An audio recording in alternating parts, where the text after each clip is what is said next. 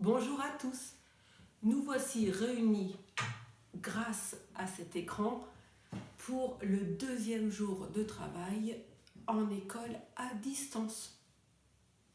J'ai vu que vous étiez très nombreux à avoir regardé la vidéo de mardi, donc certainement à avoir commencé à travailler. J'ai déjà reçu par Classroom le travail de Asinette, Hidaya, Maud, Samy et Adem. Bravo! Bravo à vous 5 et bravo aux autres qui ont commencé. Maintenant, ce qu'il faut, c'est me montrer votre travail. Aujourd'hui, je vous propose de continuer ce que vous aviez à faire, ce que vous aviez envie de faire. Et puis, pour ceux qui ont choisi de faire de coloriage, 2 fois le travail à la règle, vous pouvez attaquer le travail numéro 2. Par exemple, ceux qui ont fini le coloriage du A comme arbre, vous pouvez commencer le F comme fleur. Je referai une petite vidéo, mais ce sera très rapide, ça sera juste pour vous donner le code couleur. Maintenant, je crois que vous avez compris comment ça fonctionne. Les élèves qui ont fait le travail à la règle, par exemple Samy me l'a envoyé, je vois qu'il arrive aussi à faire de très beaux, très bien droits, eh bien c'est le moment d'essayer le numéro 2, si vous avez réussi le numéro 1. Je pense que pour celui-là, vous n'avez même pas besoin de vidéo, puisque quand on a compris celui qu'on faisait la première fois, on peut faire le deuxième. Donc je vous laisse sans vidéo y arriver. S'il y a le moindre souci, vous m'écrivez un message. Pour ceux qui ont commencé le dessin de l'ours, j'ai vu un ours très joli, et qui ont envie de se mettre à la chouette. Voilà, on peut commencer la chouette. Je vais vous faire la petite vidéo, comme ça vous verrez ma chouette. J'espère qu'elle ne sera pas aussi grosse que mon ours d'hier. Et surtout, les grands, vous n'oubliez pas, vous devez tous aller faire un travail d'écriture. Travail d'écriture tous les jours.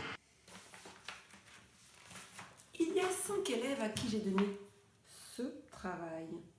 C'est le travail sur les points à relier. Donc c'est un travail pour les grands et puis pour les grands qui savent compter, qui ont compris comment on fait pour compter jusqu'à 100.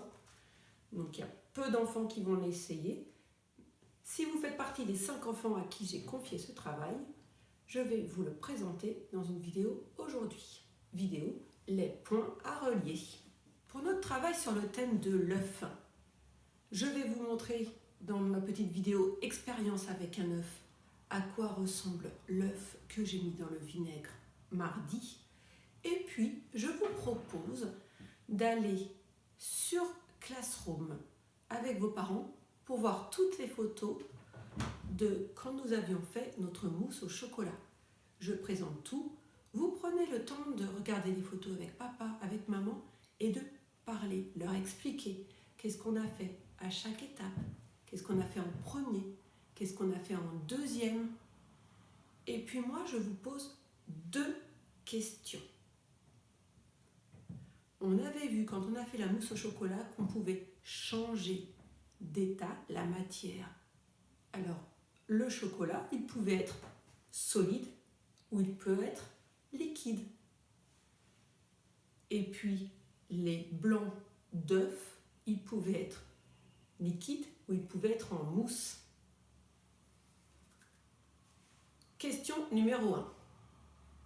Qu'est-ce qu'il faut faire pour transformer le chocolat solide en chocolat liquide? Je vous donne la réponse demain, mais là je vous laisse réfléchir avec les images pour vous souvenir. Question numéro 2. Qu'est-ce qu'il faut faire pour transformer le blanc d'œuf, qui est tout liquide, il est même liquide un peu visqueux, en mousse? Vous réfléchissez, vous me donnez la réponse, moi je vous la donnerai demain. Et puis si vous avez tout compris et que vous avez du chocolat et des œufs à la maison, vous pouvez faire la mousse au chocolat avec papa et maman. Ça serait super, non? Concernant l'histoire du jour, je n'ai pas d'idée de ce que vous pourriez préférer là. Je vous propose d'aller sur la chaîne Jean à distance et choisir l'histoire que vous préférez à regarder. Et moi, je vais enregistrer une nouvelle histoire, mais pour ça, j'aurai besoin de votre aide. Comme je n'ai pas d'idée, je vous propose de me donner le nom d'un livre qu'on a à l'école, et c'est celui-là que je prendrai et que je vous raconterai pour demain, vendredi. Alors, il ne faut pas me le donner trop tard, le nom du livre, et puis ça sera le premier enfant qui me répondra, qui me dira celui qui veut, que je prendrai. Donc sur Classroom, vous me dites le livre que vous choisissez, je le lis cet après-midi et vous l'aurez en vidéo pour demain. Je vous souhaite une excellente journée et puis un bon travail et je reste disponible toute la journée sur Classroom si vous avez des questions.